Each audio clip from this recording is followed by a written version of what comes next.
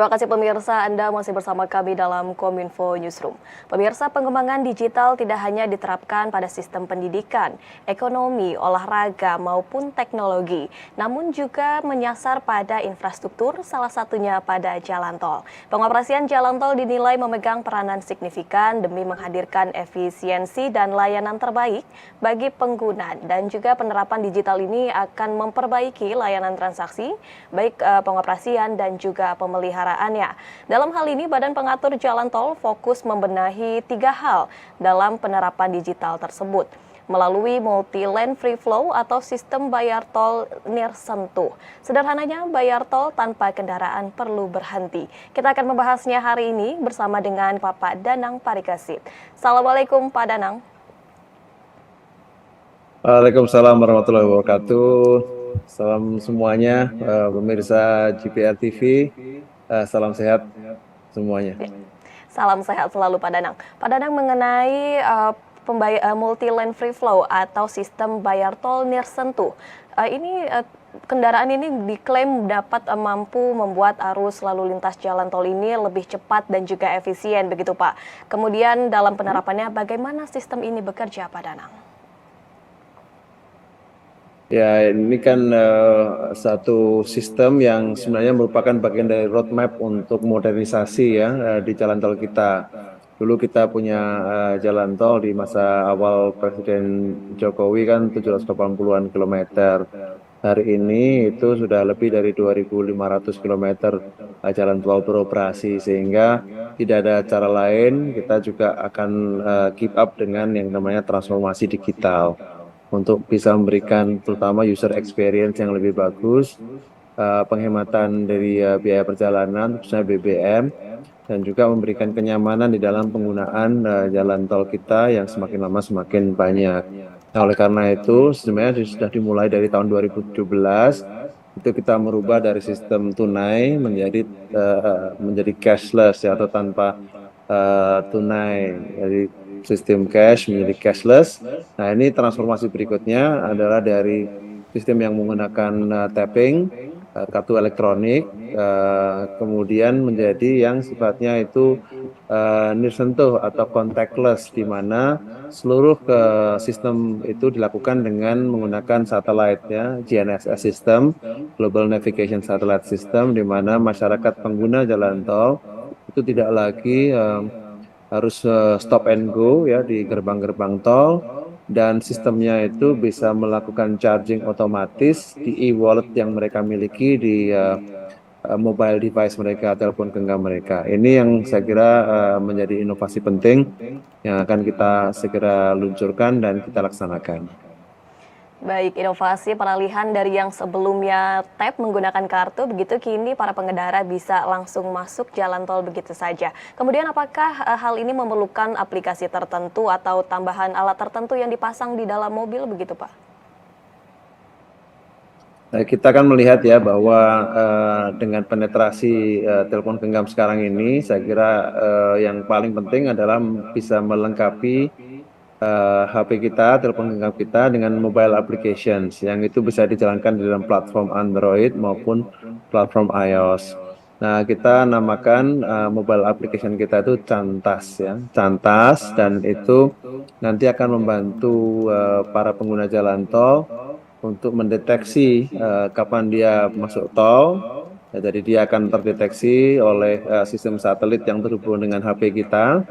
Dan kemudian pada saat itulah pada saat dia melalui jalan tol kita, dia akan mampu dideteksi sebagai kendaraan yang menggunakan jalan tol, dan biaya penggunaan jalan tol tersebut langsung akan dideduct ya, diambil dari e-wallet yang mereka miliki dan juga diregistrasikan di dalam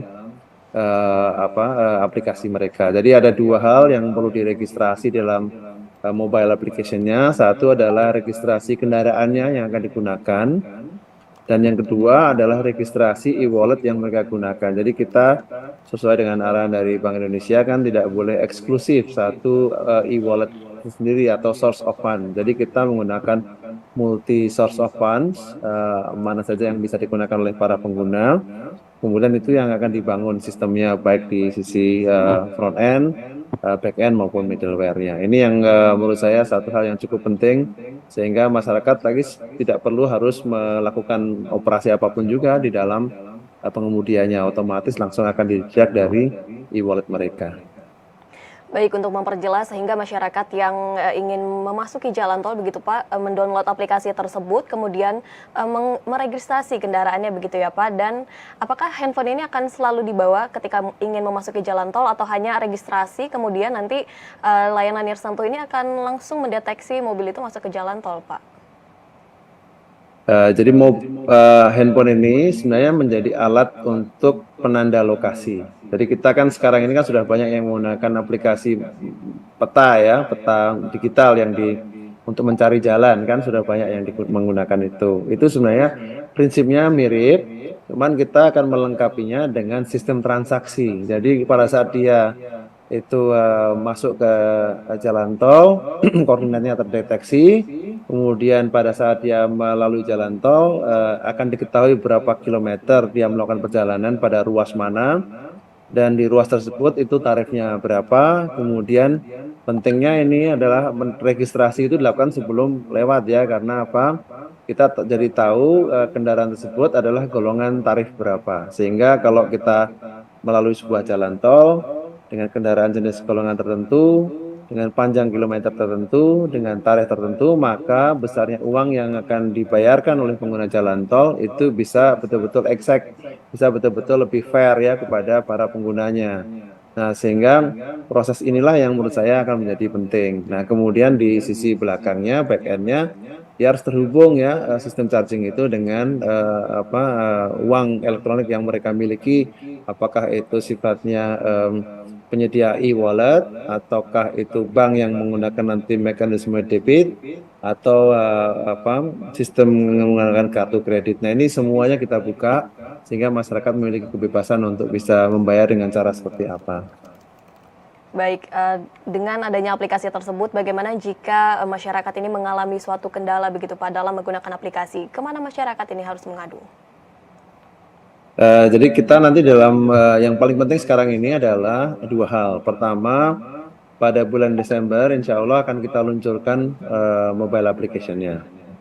Ya, dan itu kita punya waktu setahun sebenarnya sampai akhir tahun depan untuk melakukan edukasi. Ya, edukasi, dan kita pada saat peluncuran itu tidak langsung menggunakan sistem yang berbayar. Masyarakat bisa trial dulu lewat jalan tol, mendeklarasikan perjalanannya, meregistrasi kendaraannya. Jadi satu handphone itu bisa didaftarkan itu beberapa kendaraan, atau satu kendaraan itu bisa diregistrasikan ke beberapa handphone, misalnya milik saya, handphone istri saya, handphone pengemudi saya ya, atau handphone anak saya dan sebagainya, sehingga handphone tersebut memang sebagai penanda lokasi dan harus dibawa pada saat dia melakukan perjalanan, karena itulah akan mendeteksi perjalanan yang dilakukan. Kalau dia tidak dibawa, kategorinya adalah pelanggaran nantinya, karena tidak bisa tercatat sebagai kendaraan yang dilihat menggunakan jalan tol, tetapi pada saat melewati gantry akan tertangkap dengan kamera artificial intelligence kita sebagai kendaraan yang menggunakan jalan tol. Jadi memang kita paham ya, adopsi teknologi ini kan bukan sesuatu yang mudah, bukan sesuatu yang instan, perlu ada edukasi yang cukup, dan kita punya waktu sampai akhir tahun depan ya untuk melakukan edukasi sekaligus melakukan uji coba ke beberapa ruas yang dipandang sudah siap, dipandang sudah mampu masyarakatnya itu melakukan registrasi, dan itu pada saat proses transisi ini pula itu tidak semuanya langsung diganti menjadi multi lane free flow. Kita akan mulai dengan yang dinamakan dengan single lane free flow. Jadi kalau ada pintu tol, ada 3 gerbang, di situ ada 3 pintu, mungkin kita gunakan satu yang menggunakan sistem ini, jadi bukan multi lane tapi single lane free flow, yang 2 masih pakai kartu. Nah, kemudian mereka yang sudah mulai familiar mungkin tidak dipasang palang pintu ya, kemudian dibuka palang pintunya. Jadi kita akan melakukannya secara bertahap sesuai dengan kesiapan dari masyarakat untuk menerima teknologi ini. Tapi kita punya milestone bahwa di akhir tahun depan itu 40 ruas itu sudah terlaksana semua.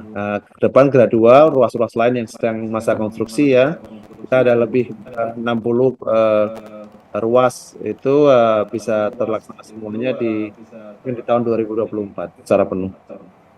Baik, sehingga adaptasi teknologi ini perlu dilihat juga begitu ya Pak, kesiapan dari masyarakat untuk mengerti mengenai sistem registrasi, pengisian saldo, kemudian juga dengan kesiapan dari perangkat mobile itu sendiri. Mengenai ruas jalan yang akan diuji coba untuk penerapan teknologi MLFF ini Pak, di mana saja titik yang akan dibangun terlebih dahulu dan kapan rencananya akan diberikan? Kita ada 6 ruas ya yang mulai kita pasang gantry sehingga kita bisa mengenali kendaraan dengan kamera-kamera cerdas. Ruas jalan tersebut itu di Jagorawi, kemudian di lingkar dalam dari Inner Ring Road kita, tol dalam kota, kemudian di Jakarta Outer Ring Road, kemudian juga di Jakarta Tangerang, kemudian di Bali Mandara, dan satu ruas lagi yang di dekat IKN yaitu ruas tol Balikpapan Samarinda. Jadi dari 6 ruas ini kita akan melakukan uji coba yang mungkin pertama kali belum ada pembayaran terlebih dahulu, kemudian nanti sambil masyarakatnya semakin lama semakin biasa menggunakan ruas-ruas jalan tersebut. Nah baru nanti kita akan bergerak ke ruas-ruas jalan yang lain yang ada di seluruh Indonesia, baik di Jawa, Sumatera, Kalimantan, Sulawesi, dan Bali ya. Baik, keenam ruas ini akan dijalankan rencana pada bulan Desember begitu ya Pak? Kita akan mulai 2 hal ya. Satu itu adalah mulai peluncuran mobile application. Itu Cantas akan kita luncurkan insya Allah pada bulan Desember. Nah kemudian juga pada bulan Desember dan lambat-lambatnya awal tahun depan itu 6 ruas tadi diuji coba. Ya diuji coba untuk melakukan testing terhadap mobile application-nya tanpa harus membayar terlebih dahulu. Nah setelah itu begitu kita siap, harapan kita kuartal pertama atau awal kuartal kedua mungkin di beberapa ruas yang menjadi pilot tersebut mulai dimungkinkan dia membayar dengan menggunakan aplikasi Cantas sambil kita mulai melakukan uji coba di ruas-ruas yang lain sehingga secara gradual itu bisa tercapai sepenuhnya 40 ruas itu pada akhir tahun 2023. Baik, agenda terdekat ialah pada bulan Desember akan ada peluncuran aplikasi mobile dan kemudian keenam ruas jalan tol ini juga akan diuji coba. Saya hanya ingin konfirmasi, Pak, berarti sebelum kendaraan ini masuk ke jalan tol akan ada gantry untuk memverifikasi kendaraan, kemudian saat sudah di tengah perjalanan ini akan ada sensor untuk kendaraan dan saldo ini langsung terpotong begitu ya Pak Danang? Nanti terpotongnya setelah melalui ruas jalan tersebut kan baru ketahuan berapa kilometer dia. Nah mungkin begini ya mekanismenya mungkin supaya ada ilustrasi. Jadi kalau pada saat kita sebelum berangkat ya itu kita bisa mulai mendeklarasi dia melakukan perjalanan. Tidak perlu khawatir bahwa pada saat awal sebelum masuk tol itu tidak akan kena charge karena sistem kita kan mengenali ini lewat keluar rumah ya itu kan jalannya jalan biasa bukan jalan tol. Itu terdeteksi di sistem kita sebagai jalan non tol yang tidak bisa di-charge atau tidak perlu di-charge. Kemudian pada saat dia masuk ke pintu tol atau pintu masuk tol atau akses tol, dia mulai dikenalikan koordinatnya tahu ya. Begitu dia masuk ke jalan tol, langsung sistem itu mengenali kendaraan tersebut masuk ke jalan tol dengan koordinatnya dan rutenya. Nah, begitu dia masuk ke ruas yang lain, tol yang lain ya, dia akan juga menghitung kilometernya dan menghitung biayanya. Setelah itu dia keluar dari tol, dia akan dikenali juga bahwa dia tidak lagi menggunakan jalan tol. Jadi kilometernya sudah tidak lagi dihitung oleh dia. Sehingga betul-betul harapan kita orang itu melakukan deklarasi perjalanan itu tidak harus di depan pintu tol, dari rumah saja boleh. Jadi ini memudahkan mereka pada saat mereka mengemudikan ya sudah tinggal mengemudikan tanpa ada gangguan lainnya, tidak perlu buka dompet, tidak perlu mengeluarkan kartu, yang penting HP-nya itu on dan terhubung dengan sistem aplikasi Cantas kita.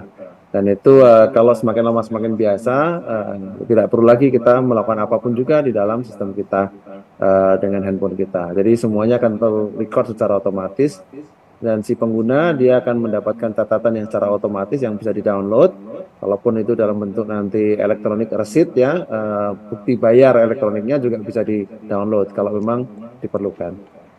Baik, telah disebutkan juga sebelumnya bahwa jika masyarakat tidak membawa handphonenya tersebut atau mungkin saldonya kurang begitu Pak saat pemotongan, bagaimana dengan implementasi pelanggaran bagi pengguna yang tidak bayar tol? Nah, kan kita tahu ya bahwa kalau dia menggunakan jalan tol tidak membayar, itu kategorinya pelanggaran.